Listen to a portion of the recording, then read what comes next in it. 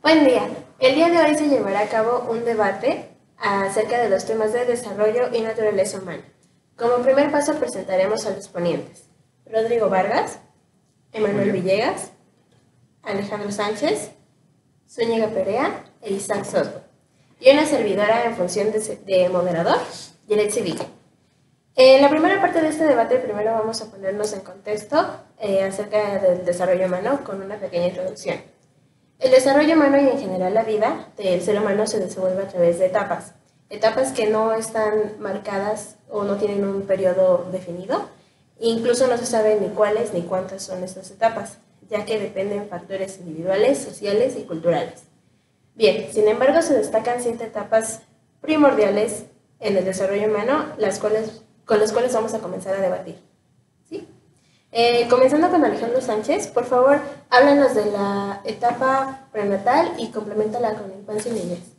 Ok, bueno, como bien sabemos, la primera fase o etapa es la fase prenatal, que es donde prácticamente el bebé se va desarrollando desde el desarrollo o el periodo llamado embarazo, que va desde la fecundación del óvulo hasta el parto de donde sale el bebé, ¿no? Después vamos con la segunda fase, que es la infancia, que aquí el niño es desde el nacimiento hasta los 6 años de edad, que aquí el niño va aumentando sus habilidades y conociendo lo que es el caminar, lo que es el hablar, y apenas va interactuando con las personas. Y ya en la niñez es de los 6 a los 12 aproximadamente, donde el niño va a la educación, que aprende a convivir con las personas, y aquí sus habilidades, tanto físicas como motor y cognitivas, se desarrollan más. Muy bien, continuando con Zúñiga Perea, háblanos por favor de la adolescencia. Sí, bueno, la adolescencia es para mí es una de las etapas más importantes de aquí de la vida. ¿Por qué? Porque tanto se empieza a desarrollar el estado físico de la persona, tanto sexual y en este caso emocionalmente. Es un intermedio entre la niñez y la madurez. En esta parte de la vida es cuando uno empieza a adquirir los conocimientos y empieza a adquirir su propia personalidad. En este caso, saber, por dar un ejemplo, en gustos musicales o tipos de géneros de moda, aquí es cuando uno empieza a definir qué es lo que le empieza a gustar. Ya más adelante, cuando es la madurez, es cuando ya está bien establecido. Pero en este caso, la adolescencia es como un punto intermedio de preguntarse qué es lo que quiere uno. Muy bien, continuamos con Isaac Soto. Háblanos por favor de la juventud. Bueno, la juventud es una etapa que se presenta de 17 a 25 años y es una etapa en la cual nosotros vamos desarrollando todas nuestras habilidades y vamos tomando decisiones que nos pueden ayudar en nuestro futuro. Y también podemos emplear los valores que hemos aprendido a lo largo de nuestra pequeña vida, como pueden ser la responsabilidad, el respeto, etc. Muy bien, vamos con adultez. Por favor, Rodrigo. Gracias. Bueno, la adultez empieza aproximadamente a los 25 años, termina igual aproximadamente a los 60.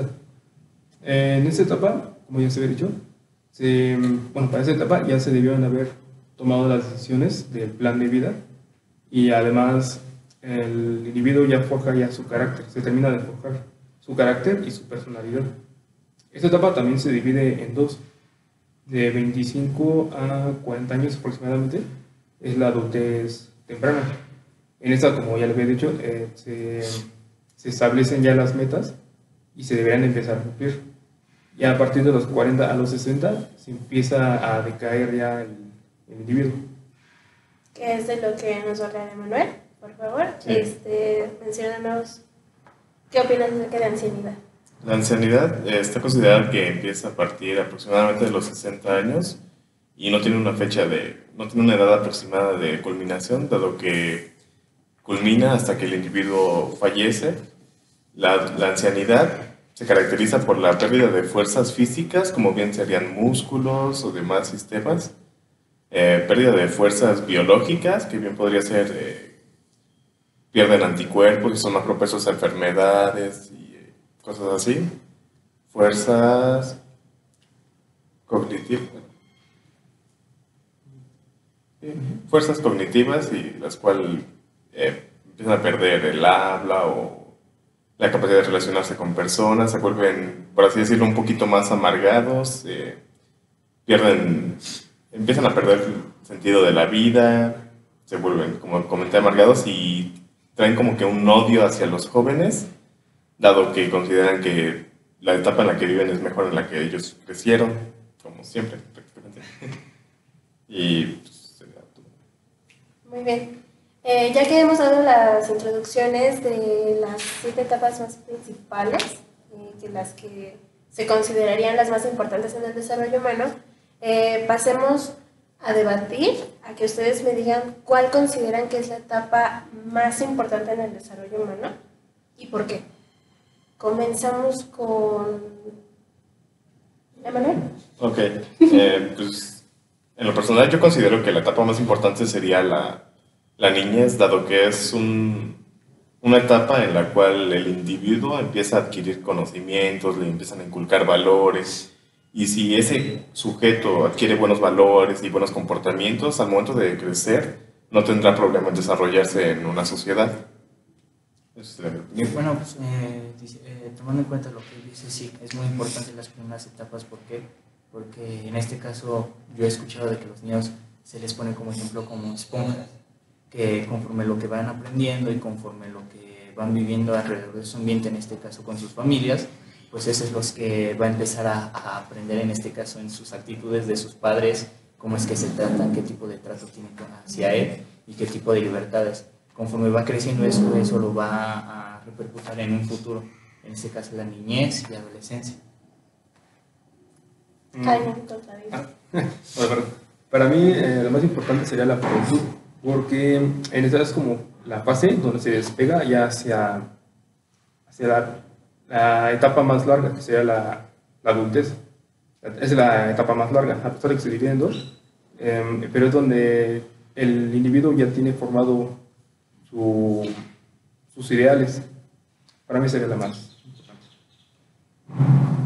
Bueno, yo tomo el punto de Emanuel, que él dice que es la niñez. Estoy de acuerdo contigo, pero eso se basa más a la educación, ¿no? O sea, los padres educan al niño y ya. En la adolescencia es más experimental, que conforme a las experiencias vas aprendiendo y eso ya te sirve para cuando ya estés adulto saber qué es bueno y saber qué es malo porque ya lo experimentaste.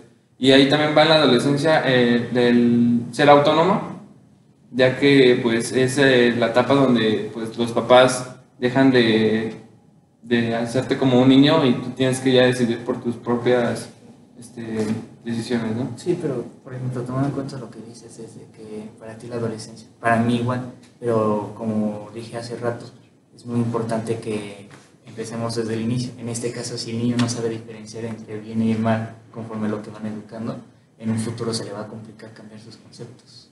No, sí, estoy de acuerdo con él. Es bueno la niñez porque ahí sabes cómo vas a educar a tu niño. Pero, pues, ¿qué va a servir más al futuro? ¿El conocimiento o una persona que, pues, tal vez no tenga valores? Pero, pues, si no sabe nada el niño, ¿qué va a hacer de su vida? Muy bien, entonces, hablaron mucho acerca de la maduración. Para ustedes, ¿qué es y cómo se logra?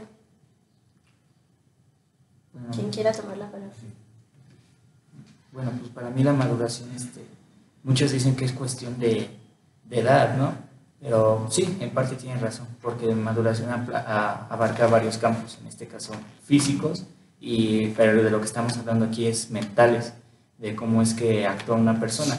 En este caso la maduración mental puede llegar bueno, se puede llegar a desarrollar conforme a las experiencias de una persona, porque no es lo mismo de que un niño de casa viva con su familia felizmente o nunca haya carecido de nada, a que un niño que no tenga su padre o tal vez su madre o igualmente huérfano y él tenga que trabajar desde temprana edad y se empieza a dar cuenta de las cosas que no son fáciles de adquirir, como cuando alguien tiene sus dos familiares.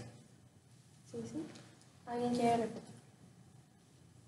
Bueno, yo apoyo a mi compañero porque también considero que la maduración no es cuestión de edad, simplemente es cuestión de ir tomando las experiencias que tomamos a lo largo de nuestra vida y también saber que teniendo una edad ya sea chica o grande, tenemos que saber que contamos con responsabilidades, al igual que tenemos que tomar decisiones muy buenas que a veces nos pueden ayudar en nuestro futuro. Muy bien. ¿Alguien más quiere agregar algo? Concuerdo. Entonces continuaremos abordando el tema de naturaleza humana, la cual es un conjunto de características sociales, psicológicas, biológicas e incluso espirituales que nos hacen nombrarnos, considerarnos humanos respecto a otras especies. Comenzamos con Rodrigo. Platícanos algo acerca de cultura y naturaleza humana. Bueno, la naturaleza humana es, o sea, nosotros sabemos diferenciar entre un humano y cualquier otro objeto. También una frase que me gusta mucho es que el hombre hace la cultura, pero también la cultura hacia el hombre. Esto me gusta porque, por ejemplo, una religión. El hombre la crea y a partir de ahí se van uniendo, digamos, a esa religión. Y dentro de esa religión hay unas normas en las que otra religión no lo hay. También eso pasa con las sociedades. En una puede haber un tipo de normas y en otras muy distintas, incluso ofensivas para la otra.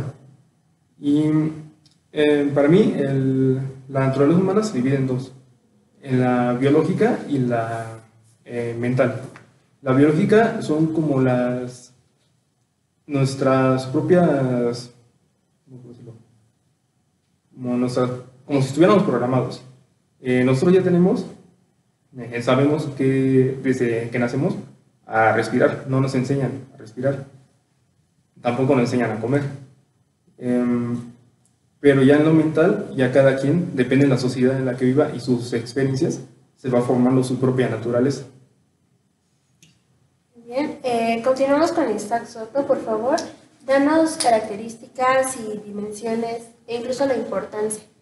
Bueno, las características que a nosotros como naturaleza nos diferencia de algunos otros seres vivos es que nosotros llegamos a tener la capacidad de pensar, la capacidad de razonar, también al igual que tener algunos sentimientos que algunos otros seres vivos no llegan a desarrollar bien.